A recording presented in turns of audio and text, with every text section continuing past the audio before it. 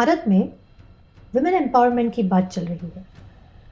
Women who stood up for themselves, for the society, for the ideology, for some values. Bharat के महान इतिहास में ऐसा पहले भी अनगिनत बार हो चुका है जब सर्कमस्टांसेस कुछ ऐसे बनी कि हमारे घर की महिलाओं को इन इन्वेडर्स से लड़ने के लिए खुद ही खड़ा होना पड़ा।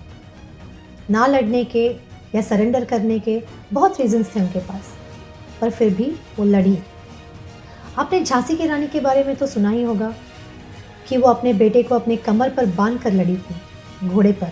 हम बात करेंगे भारत के वो शूरवीर विमेन वॉरियर्स की जिन्होंने इतिहास के अलग अलग समय पर मुगलों की धज्जियां उड़ा दी थी। So let's do this. Welcome to the new episode of breathing history.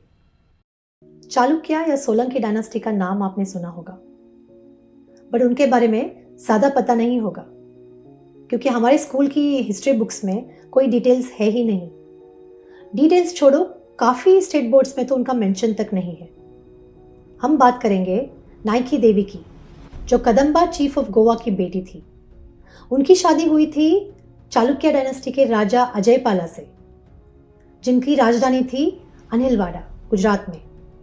ये राजा बने थे 1171 में, बट अनफॉर्चुनेटली 1175 में इनका देहांत हो गया था। नेचुरली इनके बेटे को राजा बनना था, पर वो अभी छोटे थे, ही वॉज अ माइनर, तो नाइकी देवी को ही सब संभालना पड़ा।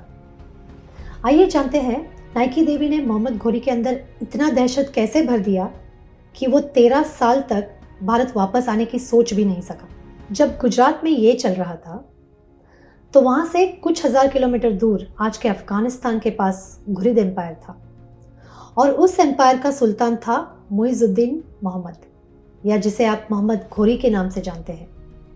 एक्चुअली घुरिद के लोग पहले बुद्धिस्ट हुआ करते थे, बट महमूद गजनी ने जब घोर पर कब्जा किया था तो ये कन्वर्ट हुए और मुस्लिम बने, रादर बनाए गए। घोरी ने भारत की वेल्थ के बारे में बहुत सुना था और वो इसीलिए यहाँ अटैक करना चाह रहा था। उधर गुजरात में 1175 में अजयपाला का देहांत हुआ और इधर घोरी ने मुल्तान पर कब्जा कर लिया। मुल्तान तक आने के बाद फिर चालुक्य का कैपिटल अनिलवाड़ा उसका नेक्स्ट टारगेट था। उसने सोचा कि राजा के मरने के बाद रानी को तो हराना आसान ही होगा, तो उसने अनिलवाड़ा पर कूच कर दिया। जब नाइकी देवी को इसका पता चला तो उसने तुरंत आसपास के राजाओं से मदद मांगी और एक विशाल कोलैबोरेटिव सेना तैयार की। तब तक घोरी माउंट आबू तक पहुंच गया था और वहां उसने कैंप लगाकर रानी के कोर्ट में एक मैसेंजर भेजा और कहा कि अगर उसने सारा शाही सोना, सारी महिलाएं, रानी खुद और उनके बेटे दे दिए जाए तो वो आक्रमण नहीं करेगा। अनिलवाड़ा सारी बर्बरता और डिस्ट्रक्शन से बच जाएगा। ये प्रपोजल दर्शाता है कि घोरी का अभिमान उसके सर चढ़ गया था। ऑब्वियसली वो दिमाग से नहीं सोच रहा था। नाइकी देवी ने संदेशा भिजवाया कि वो घोरी का ये प्रपोजल मान गई है।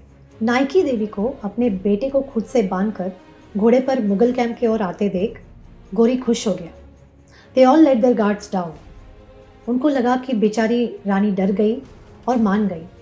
इसी समय इनके कैंप को चालुक्य की विशाल सेना ने घेर लिया था और तब शुरू हुआ एक भयानक युद्ध। नाइकी देवी के नेतृत्व में लड़ते हुए चालुक्य सेना ने मुगल सेना को बुरी तरह से हरा दिया था। अनफॉर्चुनेटली घोरी बच गया और युद्ध छोड़कर भाग निकला, बट वो बुरी तरह से इंज्योर हो चुका था और अपनी आधी सेना भी खो बैठा था। उसने देखा होगा कि कैसे एक रानी अपनी प्रजा के लिए लड़ रही है। He got introduced to the rage of a mother who was also a ruler. It was just a bad idea to mess with this combination. ये दहशत घोरी के दिमाग में बैठी थी, जिसके कारण वो 13 साल तक भारत आने की सोच भी नहीं पाया। ये थी Naiki Devi, the queen of Chalukya empire. Next episode में हम देखेंगे कि तैमूर कैसे दुम दबा के भागा था और उसको भगाने वाली थी Rampyari Gurjar. Thank you for watching. जय हिंद, जय भारत।